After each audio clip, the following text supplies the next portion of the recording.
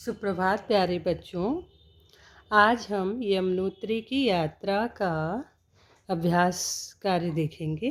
सबसे पहले देखते हैं कठिन शब्द। स्वस्थ। देखिए, अब आधा सा पूरा हुआ, आधा सा था। ये स्पेलिंग्स को आप अच्छे से याद कर लिया कीजिए, है ना। लिख लिख कर बार बार अभ्यास कीजिए। कार्यक्रम। देखिए, इसमें एक रा ऊपर वाला है, एक रा ये वाला है। इन चीज़ों के अंतर आपको समझने हैं, है ना। अद्भुत। आधा बा है, ये देखिए नीचे हलंत लगा हुआ है जो हमें मात्रा से मिल गया, इसलिए दिख नहीं रहा। ये अद और भूत, अद्भुत। पर्वतों, बिंदी भी लगी है अंकी। अनगिनत, यानी कि जिनकी गिनती ना हो सके, इतनी ज़्यादा। बर्फीली। फा के नीचे देखिए डॉट लगा है, फा इसको ऐसे प्रोनाउंस करते हैं, जैसे फा होता है और डॉट आ जाती है, फा हो जाता है। फा और फा। बर्फीली। निर्मल। इनको आप लिख लिख के अभ्यास करेंगे और अपनी फेयर कॉपी में लिखेंगे। अब हैं शब्द अर्थ। शब्द अर्थ को मिला के क्या हो जाता है? शब्दार्थ। शब्द और उनके अर्थ। बीच में लाइन ड्रॉ करेंगे और अपनी कॉपी में एक लाइन से लिखेंगे। अद्भुत, अनोखा, यानी कि सबसे अलग। सुरीली, यानी कि सुर में बंधे हुए, है ना, जो सुनने में अच्छी लगे। पड़ाव, यानी कि ठहराव, रुकने का स्थान। निवासी, रहने वाले। जिस जगह के जो रहने वाले होते हैं उन्हें कहते हैं कि ये वहाँ के निवासी हैं। जैसे हम सब लोग आगरा के निवासी हैं, है ना। पहाड़ों के रहने वाले पहाड़ों के निवासी होते हैं। संगम माने मेल, जहाँ दो तीन नदियों का संगम होता है तो उसे कहते हैं ना संगम। इलाहाबाद में संगम है जहाँ गंगा जमुना सरस्वती मिलती हैं। अनगिनत, जिसे गिना न जा सके।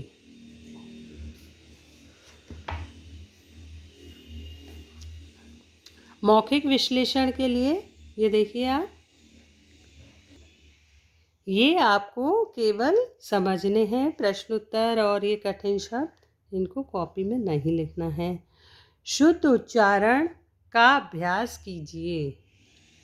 स्वस्थ, अद्भुत, बर्फीली, सीढ़ीनुमा, तपस्या। हरिद्वार से यमुनोत्री की यात्रा का पहला पड़ाव कहाँ पड़ा? आपने पढ़ा था पाठ में। पहला पड़ाव एक छोटे गांव चंबा में पड़ा था। हनुमान चट्टी के निवासी कैसे स्वभाव के थे? हनुमान चट्टी के निवासी सरल स्वभाव के थे। सरल स्वभाव के साथ साथ वह मिलनसार भी थे। यमुनोत्री किसे कहा जाता है? जहाँ पर बर्फ़ पिघलती है और बहुत सारी धाराओं में पिघली बर्फ़ का पानी आता है, और उन धाराओं के संगम को ही यमुनोत्री कहा जाता है। अब ये लिखित प्रश्न उत्तर हैं जो आपको अपनी कॉपी में लिखने हैं। उनकी मैं अलग से आपको फोटोग्राफ भेजूंगी। अभी आप समझ लीजिए। प्रस्तुत पत्र में किस स्थान की यात्रा का वर्णन है?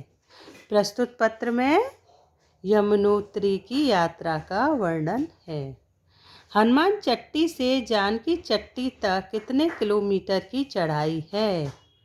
हनुमान चट्टी से जानकी चट्टी तक 12 किलोमीटर की चढ़ाई है। गौरी कुंड के विषय में क्या कहा जाता है? गौरी कुंड के पास ही गौरा जी ने शिव जी के लिए तपस्या की थी, इसलिए इसे गौरी कुंड कहा जाता है। यमुना को कालिंदी क्यों कहते हैं? एक कालिंदी नाम की पहाड़ की चोटी है जिस पर से होकर यमुना नीचे आती है, इसलिए उन्हें कालिंदी भी कहते हैं। अब ये रिक्त स्थान है और 2 ऑप्शन भी दिए हुए हैं। सही ऑप्शन आपको इन रिक्त स्थान पे भरना है। यात्रा का पहला पड़ाव छोटे से गांव डैश में था। अम्बा में था या चंबा में? चंबा में था।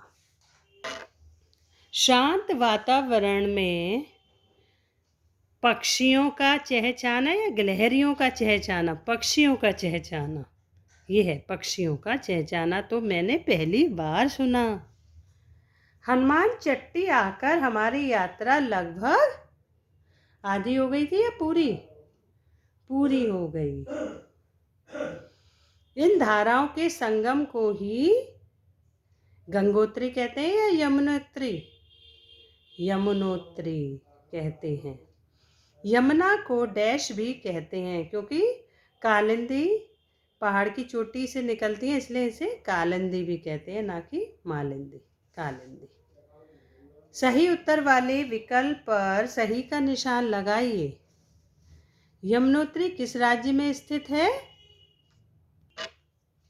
उत्तर प्रदेश, पंजाब या उत्तराखंड? उत्तराखंड में स्थित है।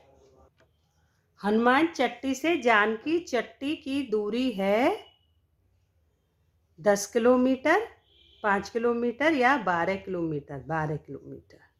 पार्वती ने किसको पाने के लिए तपस्या की थी? शिव जी को, नारद जी को या सूर्य को? तो उन्होंने शिव जी को पाने के लिए की थी, तो शिव जी सही है। ताजे फल में ताजे विशेषण शब्द है, आप पढ़ चुके हैं ना, विशेषण और संज्ञा। और फल संज्ञा है, यानी कि फल नाउन है, ये एडजेक्टिव है। ताजे फल विशेष्य है, संज्ञा विशेष्य शब्द है। अब नीचे दिए गए शब्दों में संज्ञा और विशेषण अलग अलग कीजिए, है ना। तो देखिए, नीला आकाश, तो संज्ञा क्या है? आकाश। विशेषण क्या है इसका? नीला। विशेषता बताई जा रही है आकाश की, विशेषण। तो अब है आपका आकाश और नीला है, तो विशेषण नीला है। आकाश की विशेषता क्या है? कि वह नीला है। जल निर्मल है ना। जल की विशेषता है कि वह निर्मल है। कोई सुरीले गीत, यानी कि गीत तो हो गया आपकी संज्ञा। विशेष गीत कैसा है? सुरीले, सुरीले हैं गीत। सुंदर दृश्य, यानी कि दृश्य कैसा है? सुंदर है। सुंदर विशेषता है, दृश्य यहाँ पे विशेष हो गया। दृश्य की विशेषता बता रहा है कि वह सुंदर है। अब जंगल है, जंगल की क्या विशेषता बताई गई? घने, घने जंगल हैं। तो घने आपके विशेषण है और विशेष या संज्ञा आपका जंगल है। अगर आपको ये समझ ना आ रहा हो तो एक बार फिर से आप वीडियो देख सकते हैं, जिसमें कि विशेषण समझाया गया है आपको। आप लकी आर्टिस्ट का विशेषण वाला वीडियो देख सकते हैं। फिर से आपको रिकॉल हो जाएगी क्या विशेष है और क्या विशेषण है, क्या संज्ञा है। ठीक है। क्या, कब, कहाँ, कैसे आदि प्रश्न सूचक शब्द हैं। किसी से हम प्रश्न या क्वेश्चन पूछते हैं तो ऐसे ही लगाते हैं ना, आप कहाँ गए थे, आप कब आए, वह कहाँ जा रहा है, वह क्या कर रहा है ना। प्रश्न पूछने वाले वाक्यों में इनका प्रयोग किया जाता है। ऐसे वाक्य प्रश्नवाचक वाक्य कहलाते हैं। इनके अंत में प्रश्नवाचक चिन्ह लगाते हैं। मोटे लिखे शब्दों की जगह क्या अथवा कौन लगाकर प्रश्न बनाइए, है ना। तो अब ये लिखा हुआ है, यह धारा नीचे जाकर यमुना नदी कहलाती है। अब हमें इसे प्रश्नवाचक बनाना है। तो यमुना नदी तो आंसर है, तो हम कैसे बनाएंगे? यह धारा नीचे जाकर क्या, ये देखिए उदाहरण दिया, क्या कहलाती है और क्वेश्चन मार्क लगा दिया। अब ये हमें स्वयं करने हैं। बालक खेल रहा है, बालक को हटा दें तो हम पूछें कि कौन खेल रहा है ना। कौन खेल रहा है, तो उसका उत्तर आएगा बालक खेल रहा है, या प्रश्नवाचक से। यमुनोत्री के ऊपर की चोटी को कालिंदी कहते हैं। अब कालिंदी हटा दें तो यमुनोत्री के ऊपर की चोटी को क्या कहते हैं। तो कालिंदी की जगह क्या आ जाएगा और एंड में क्वेश्चन मार्क आ जाएगा। पिताजी दरवाज़ा खटखटा रहे हैं, तो पिताजी खटखटा रहे हैं तो क्वेश्चन कैसे बनेगा, कौन दरवाज़ा खटखटा रहा है, पिताजी के बदले आ जाएगा कौन, और एंड में क्वेश्चन मार्क आ जाएगा। ये आप स्वयं पूरा करेंगे। ऐसे ही और भी हैं। क्रिया शब्दों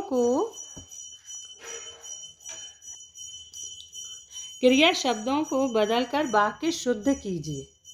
अब देखिए, तुम्हारी याद बार बार आया याद आई होता है, तो तुम्हारी याद बार बार आई। ये देखिए अशुद्ध लग रहा है ना शब्द ये वाला, तुम्हारी याद बार बार आया, है ना। जिसे भाषा ज्ञान नहीं होगा वो बोलता है ऐसे, अब भाषा ज्ञान होता है तो बोलेंगे तुम्हारी याद बार बार आई। हमारी सारी थकान मिट गए, थकान मिट गए होता है या मिट गई, हम लिखेंगे सारी थकान मिट गई। ये आप स्वयं पूरा लिखेंगे।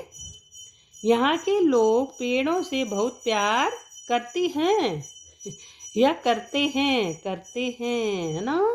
आप अपने आप बोलेंगे तो आपको एहसास होगा कि ये सेंटेंस गलत है।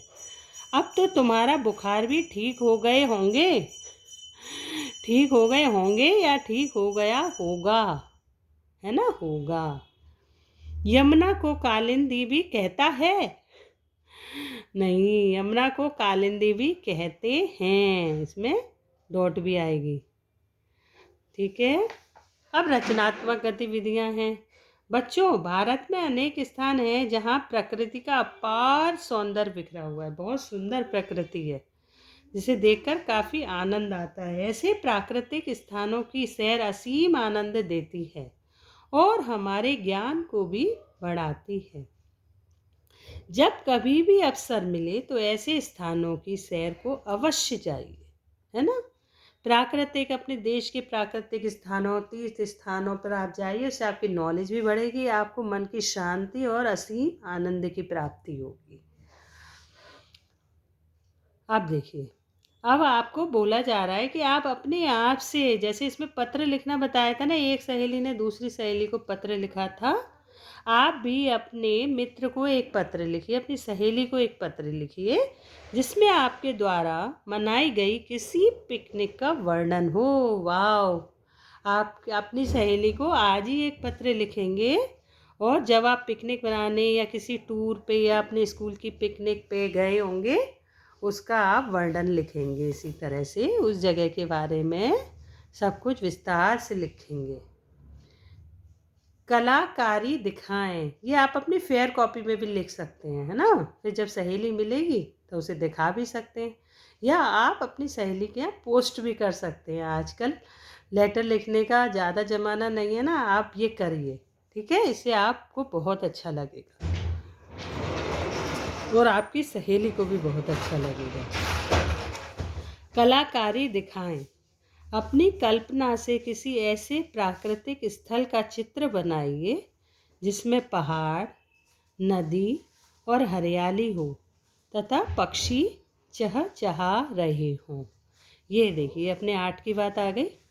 आप एक ऐसा सीन बनाएंगे नेचुरल, जिसमें तो इसमें आपको एक सीनरी बनानी है, ठीक है। आप अपनी चॉइस की कोई भी सीनरी अपने इमेजिनेशन से बनाइए। कहीं आप ऐसी जगह घूमने गए हो तो उसे याद करके उसकी बनाइए और उसमें क्रेयॉन्स कलर फिल कीजिए।